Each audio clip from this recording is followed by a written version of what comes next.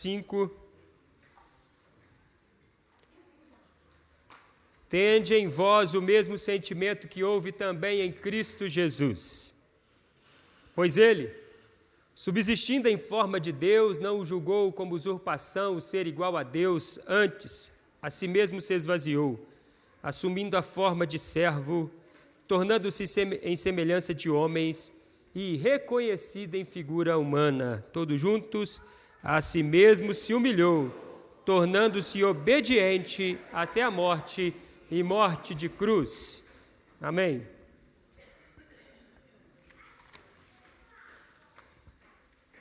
Humildade. Este foi o sentimento visto na pessoa de nosso Senhor e Salvador Jesus Cristo. Humilde, ele serviu ao Pai. Nós sabemos que humildade não tem nada a ver com questão financeira, ou seja, não é o pobre humilde, como nós comumente falamos, a pessoa é tão humilde porque é pobre. Não tem nada a ver com o tamanho da riqueza ou a falta dela. Humildade, a pessoa é um sentimento, uma virtude, não tem a ver com fraqueza, não tem a ver com aquela pessoa que aceita tudo, mas que entende seu lugar e entende, acima de tudo, a importância de aprender sempre, de crescer sempre, de não ter a razão em todas as coisas.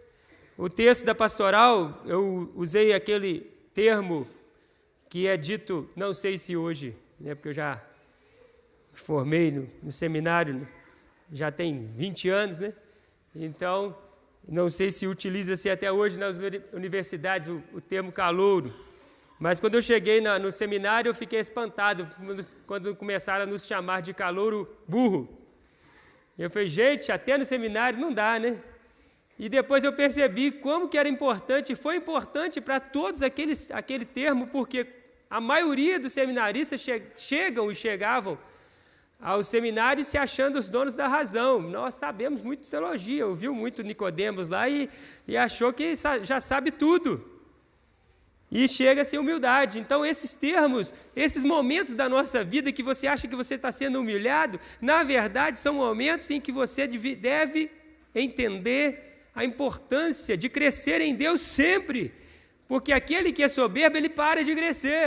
Aquele que se acha o dono da razão, ele para de crescer. E se torna aquele como se fosse um fariseu religioso, e em todas as áreas da vida. Eu falo em todas as áreas porque imagina você casado com uma pessoa, ou casado com uma pessoa que se acha o dono da razão. Que coisa horrível que não deve ser. Não é verdade? Então, nós precisamos ter a humildade para ouvir as pessoas, ouvir o ponto de vista das pessoas e, quem sabe, crescer com as pessoas também.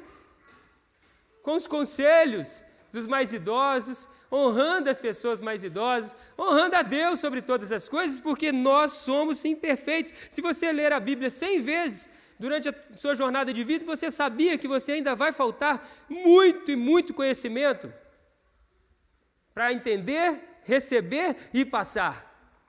Então, meu irmão, minha irmã, eu creio que é tempo de repensarmos a nossa jornada de vida, é tempo de entendermos a palavra de Deus. Em Provérbios 22, verso 4, diz que a recompensa do homem, do ser humano, e no quesito humildade e temor do Senhor, leva a riqueza, honra e também a vida verdadeira. Aqui, o apóstolo São Paulo elucida o sentimento de Cristo Jesus para com todos os seres humanos, e ele que era Deus. E aí Paulo diz, tende em vós o mesmo sentimento que houve também em Cristo Jesus. Ele, mesmo sendo Deus, não trouxe isso para a sua jornada de vida aqui na terra. E ele, sendo Deus e podendo fazer isso, ele se humilhou. E aí o versículo termina dizendo, olha o que ele diz, verso de número 8, a si mesmo ele se humilhou, tornando-se obediente até a sua morte, e morte de cruz. Foi assim que viveu, foi assim que morreu o nosso grande exemplo. Por que vamos fazer diferente?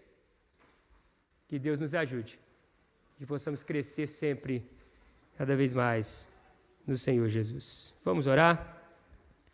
Com humildade, nós oramos nesse momento para participarmos da mesa do Senhor. Porque se não tiver esse sentimento humilde,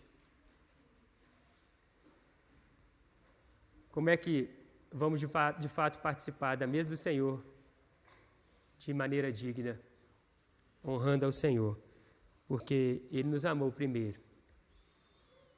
Senhor, nós te damos graças a Deus pela grande oportunidade de participarmos da mesa do Senhor na manhã deste dia.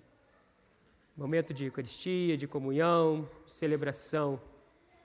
Deus, perdoa os nossos pecados, nós humildemente nos prostramos aos teus pés e pedimos, ó Deus, que o Senhor nos ajude a crescer sempre no Senhor, honrando, glorificando, sendo humildes, sendo obedientes à tua palavra. E a tua palavra nos ensina, na questão da ceia, que nós devemos examinar a nós mesmos e assim comer do pão e beber do cálice.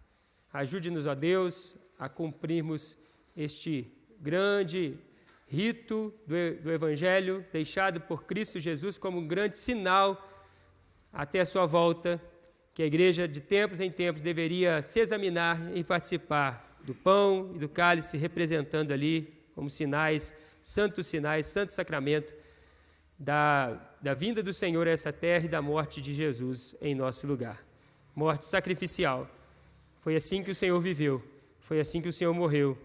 E, Deus, é assim que o Senhor quer que todos nós vivamos. Assim nós oramos, ó Deus, pedindo a graça, Deus, ajude-nos, ó Deus, a termos esse sentimento. O próprio dos filósofos disse, sei que nada sei, no sentido de que ele sempre precisava aprender e crescer. Então nós estamos aqui também para dizer, Deus, nós precisamos crescer no Senhor e que a bênção do Pai, do Filho e do Espírito Santo esteja em cada família aqui representada,